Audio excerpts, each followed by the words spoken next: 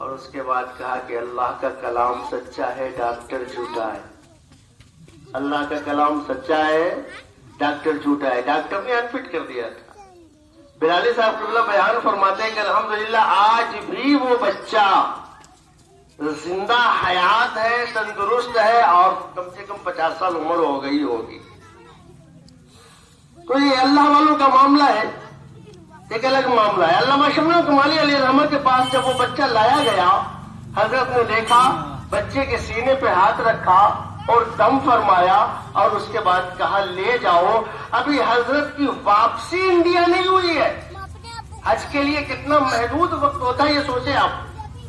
بچے کی حضرت کی واپسی انڈیا نہیں ہوئی، لیکن وہ شخص بیان فرماتا ہے کہ الحمدللہ وہ بچہ جو 18-20 سال کی عمر کو پہنچ چکا تھا غالباً، اور جو مفلوج تھا، اس کے ہاتھ اور پیر سب سیدھے ہو گئے، اور خوشی کے مارے وہ ایک کشت میں جو ہے کنانیر و دراہیم اور نہ جانے کیا کیا عطر، گلاب، ٹوپی، سرما وغیرہ سب لے کر کے آتا ہے، اور اس کے بعد حضرت کی بارگاہ میں پیش کر دیتا ہے کہ حضرت اس تحفے کو قبول فرما لیں۔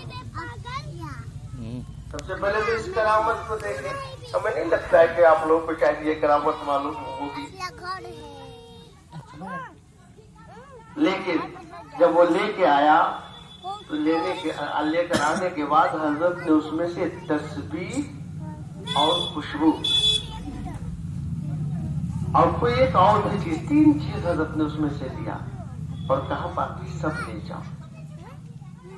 جبکہ اگر چاہتے تو اس میں روپیہ پیسہ سب بھرا ہوا تھا، لیکن حضرت نے کہا نہیں، میں نے کچھ نہیں کیا، جو کیا اللہ نے کیا ہے، اس کی مجھے حاجت نہیں، میں یہاں حج کرنے آیا ہوں، تم اسے لے جاؤ۔ اور لے کر چلے گئے۔ کہنے کا مطلب یہ ہے، کبھی کبھی ہوتا ہے ہمارے سامنے وہ چیز ہوتی ہے، لیکن ہم دیکھ نہیں سکتے، پہچان نہیں سکتے، ہمیں اسے پہچاننے کی کوشش کرنی چاہیے، ڈھونڈنے کی کوشش کرنی چاہیے۔ اللہ ارشاد فرماتا ہے ذالک فضل اللہ یؤتیہ من یشاء، بے شک اللہ کا فضل وہ اللہ کا ہی فضل ہے، وہ اللہ کا ہی فضل ہے۔ اللہ جسے چاہتا ہے عطا کرتا ہے، اللہ جسے چاہتا ہے عطا کرتا ہے۔ اللہ کا فضل کسب سے حاصل نہیں ہوتا، یہ تو عطائی چیزیں ہیں۔ اللہ جسے چاہے جتنا مقام عطا فرما دے، جتنی بلندی عطا فرما دے، جتنی عزت عطا فرما دے۔ ہمارے گھٹانے سے وہ گھٹ نہیں جائے گا، تو گھٹانے سے کسی کے نہ گھٹا ہے نہ گھٹے گا، جب بڑھائے تجھے اللہ تعالیٰ تیرا۔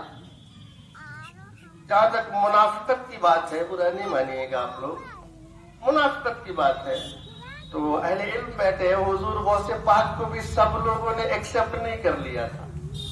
جیسے اعلان فرمایا تھا حضور غوث پاک نے قدمی ھذا علی رقبتی کل ولی اللہ، تو پہنچے تھے نا دونوں میں جانے والوں کے ارادے الگ الگ تھے۔ ایک کا ارادہ تھا کہ چلو قصبے فیض کریں گے، اور دوسرے کا ارادہ یہ تھا کہ کتنا بڑا ولی ہے کہ ہمارے گردن پہ پیر رکھے گا۔ تو ایسے لوگ ہر دور میں رہے ہیں، لہذا ہمیں چاہیے کہ کبھی بھی کسی بھی شخص کے تعلق سے مثبت پہلو اختیار کرے، منفی رویہ اختیار نہ کرے، تاکہ مثبت پہلو جب ہم اختیار کریں گے، اس کی زندگی کے مثبت پہلو کو جب ہم دیکھیں گے تو اس سے ہمیں کچھ پیغام ملے گا، کچھ سیکھ ملے گی، آگے بڑھنے کا جو ہے کوئی طریقہ ملے گا۔ کمال یہ نہیں ہے کہ اوپر اٹھتے ہوئے شخص کو پیر پکڑ کے نیچے کھینچ کر اپنے برابر لانے کی کوشش کی جائے، بلکہ کمال یہ ہے کہ اس کے کاندھے پہ ہاتھ لگاؤ اور چھلانگ مار کر اس سے اوپر اٹھ جاؤ، اس سے بھی زیادہ اونچائی حاصل کرو۔ یہ کمال ہے نا، اور یہ کمال کب حاصل ہوگا؟ اگر کوئی 5 وقت کی پڑھتا ہے تو ہم تہجد بھی پڑھے، اگر وہ تہجد بھی پڑھتا ہے تو ہم اشراق بھی پڑھے۔ اس طرح کا چھلانگ لگانے سے مراد یہ ہے۔ بہرحال وقت نوسط کم ہے، لوگوں کی تعداد زیادہ ہے، علماء کرام تشریف فرما ہے، انہیں چند جملوں کے لیے میں حاضر آیا تھا۔ اگر کوئی غلطیاں ہو گئی ہو تو اللہ تعالیٰ معاف فرمائے، آمین۔ وآخر دعوانا